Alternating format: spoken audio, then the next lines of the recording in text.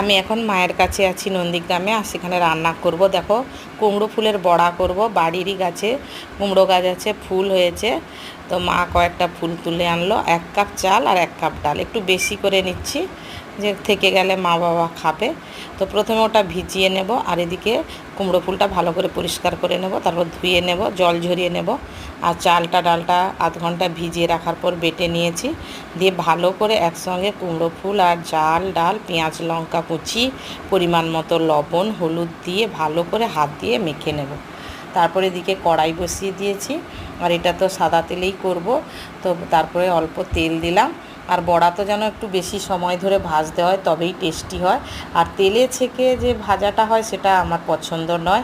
এইভাবে গ্যাসের এটা কমিয়ে আস্তে আস্তে করে বড়া ভাজবো, এপিট ওপিট করে দেবো। তো ফাইনালি বড়াটা হয়ে এসছে। যদি ভালো লাগে লাইক করে দিও, আর আমার চ্যানেলটাকে সাবস্ক্রাইব করে দিও।